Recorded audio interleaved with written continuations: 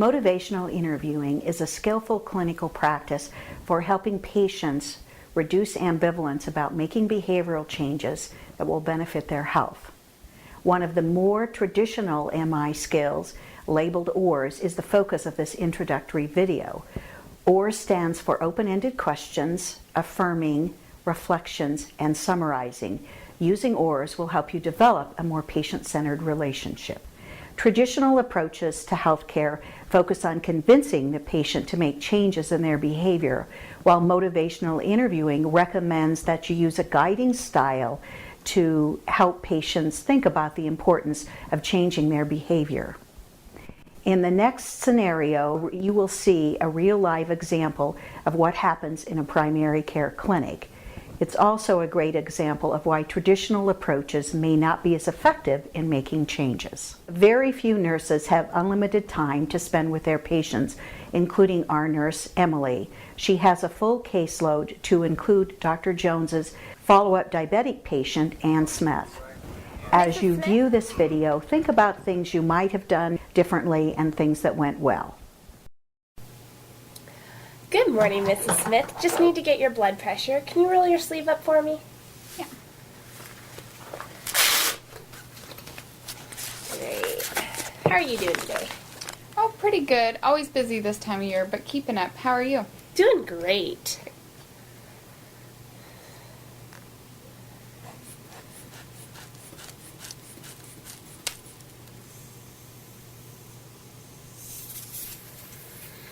All right, your blood pressure is 125/80. That's good, right? Yes. Good. I've always been really healthy. Well, not always. It looks like you got a letter about your A1C, and you haven't been taking very good care of your diabetes. My what? Your A1C. It measures the amount of sugar that's been on your hemoglobin in the last 3 months to determine how well you've been controlling your blood sugar. Oh, yeah. I got that letter, but I didn't really know what it meant. And I never really pay attention to my diabetes because I feel fine. How bad is it? Well, let's see. Today it was 8.7, and 3 months ago it was 8.1. So normal is less than 6. You're way out of control. Well, like I said, I've been really busy this month. Well, your health is something you have to make time for. Have you at least been taking your diabetic medications? Not really. I'd rather use diet and exercise. Well, it looks like that's not really adequate. So you need to be taking your medication. Diet and exercise sometimes just aren't enough. Your chart says that you've been prescribed metformin, which is a long-lasting medicine that will keep your blood sugar under control all day. I think it would be more effective than just diet and exercise. Are you testing your blood sugar? Yeah, sometimes. Okay, how often? Oh, once every few weeks. But I feel fine, so I don't think it's that bad. Well, remember, your A1C was high, like I said earlier, and that's a much better indicator than how you feel. So it showed that you were out of control. If you don't start making changes, you could permanently damage your eyesight, blood vessels, or even have to have a foot or leg amputated. Oh, well, I would definitely do something before it got that bad. But I'm not interested in taking those medications. I'll try to eat better or something. I don't think you realize how serious your disease is. I don't see how I can be so sick if I feel fine. I don't want to take medications. Just because you feel fine doesn't mean you're healthy. Having diabetes affects you more than you realize, and some people feel fine when they have a big ulcer on their foot. Well, I remember my doctor telling me something about the symptoms of high blood sugar, like feeling shaky or tired, but I never feel shaky and tired. Well, those are symptoms of high blood sugar, but you can have the high blood sugar without those symptoms. That's the whole reason for doing an A1C, to determine if your blood sugar's been out of control. And your A1C showed your blood sugar has been out of control. I get what you're saying, but I feel fine, and I don't want to take something that's not going to make me feel any better. I mean, what if it makes me worse? When my grandfather was on heart medications, the levels got so high that he almost had a heart attack. Heart medications and diabetic medications are very different. You can't generalize the experience your grandfather had to this medication. They're completely different. Will you at least try taking your medications? I don't know. I'll think about it. All right. Well, we'll see you in a few months then. This vignette probably left you feeling that both the nurse and the patient were not very satisfied with the conversation. That is, neither one of them thought the other one got the point. This approach is commonly used in medical settings, and it has resulted in some behavioral change, but research tells us that it does not result in changes over time. In this case, you might expect a follow-up appointment to look very similar. That is, an elevated A1C and no reduction in drinking Coke. You may have also had the same experience, a patient struggling to make behavior changes, and have tried to facilitate those changes by using this traditional method. One of the strengths of motivational interviewing is that it's been used by many professionals to help facilitate behavior changes. It's appropriate for use in multiple sessions, but can also be used for short appointments. Now you will have an opportunity to see another vignette that will allow you to test your skills and receive some guidance in the practice of MI.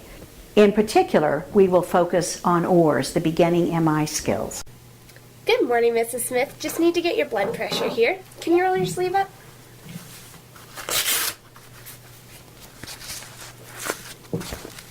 All right. How are you doing today? Oh, pretty good. Always busy this time of year, but keeping up. How are you? Great. Good.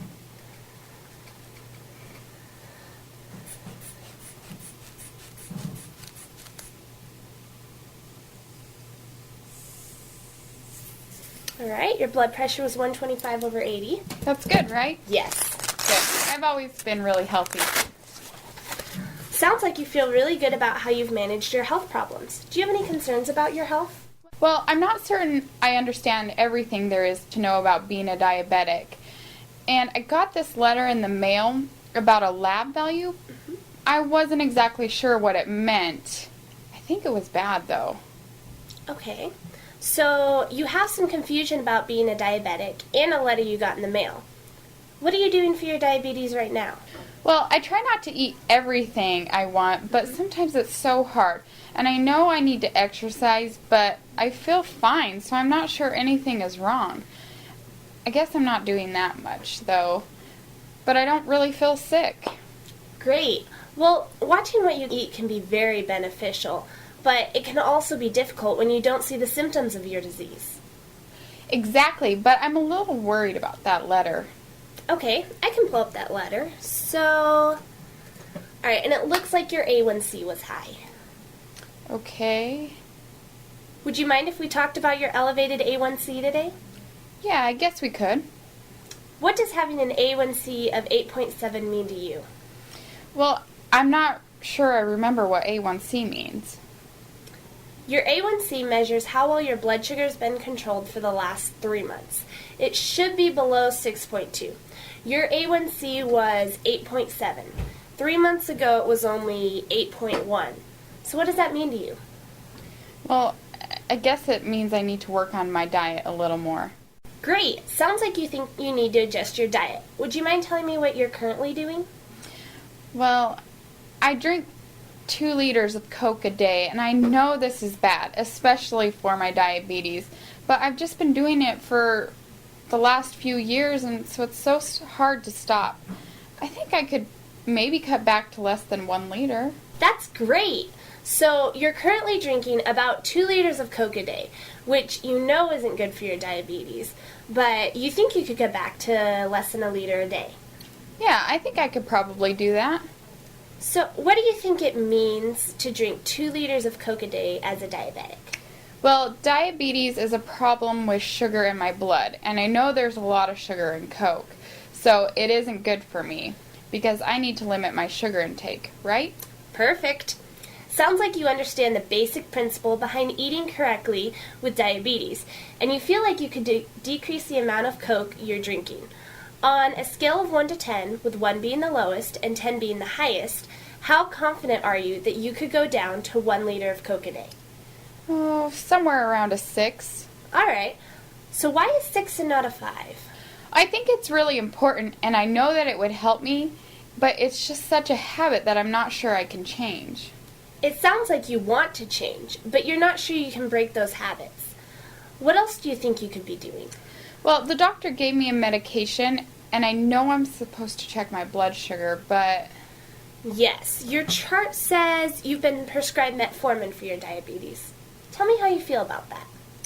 I'm not interested in taking medications, and I really don't like taking my blood sugar. I'd rather try diet and exercise.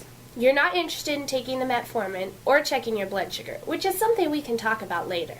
But you are willing to try diet and exercise. Yeah, I know that exercising would help, but with the arthritis I have in my knees, it is impossible. So you have arthritis in your knee, which makes it nearly impossible for you to exercise, although you know it would help. Yes. Well, I can swim, which I did do a couple of years ago, and even lost weight when I was swimming on a regular basis. Great. But I just can't afford it anymore. Well, swimming is a great form of exercise, especially if you have bad knees. If the VA could assist you with the monthly fees to a gym with a pool, would you be willing to pursue it as a form of exercise? Oh, yes, that would be great. Sounds like you're very interested in swimming. On a scale of 1 to 10, how motivated are you to go swimming? Oh, I'd probably be at an 8. An 8? Good. And on that same scale, how confident are you that you would participate in swimming to control your diabetes? Oh, well, I would definitely be a 10. I know I could do it if I had the resources. Great. Sounds like you're very confident you could do this. We've covered a lot of ground in this conversation, so let me go back and summarize to make sure that I have it all. So first, you feel that having an A1C of 8.7 means you need to work on your diet. Right now, you're drinking 2 liters of Coke a day, which you know is bad for you and is causing your diabetes to get worse. But you think you could cut back to less than 1 liter a day, and you're not interested in taking your metformin right now, but you are willing to try diet and exercise. The arthritis in your knees have prevented you from exercising in the past, although you are willing to try swimming. You swam in the past with success, but you can't afford the gym fees right now. If you were able to get financial help with the fees, you would be highly motivated and 100% confident that you could go swimming. Did I miss anything? No, that sounds good. I will try to drink less Coke, but I am definitely willing to go swimming. Great. Thank you for sharing your ideas with me today. Would it be okay if we made an appointment in a month or so to talk about your progress? Yeah, I like that idea. Afternoons are best for me. Will you send me a letter with a date and time so I don't forget? Absolutely. I'll ask the clerks to schedule it in 1 month from now and mail you a letter. Sounds good. Remember that successfully using MI, especially with less cooperative patients, is more difficult and more rewarding than only implementing basic OARS skills. For example, it would help your patients when you, as a practitioner, learn other processes of MI, becoming more comfortable with a shift to a guiding style instead of a writing reflex, and also learning to trust your patient's instincts about what is good for them. However, I feel confident that you will succeed in more complex interactions as you master this lesson's basic OARS skills and receive further practice and supervision.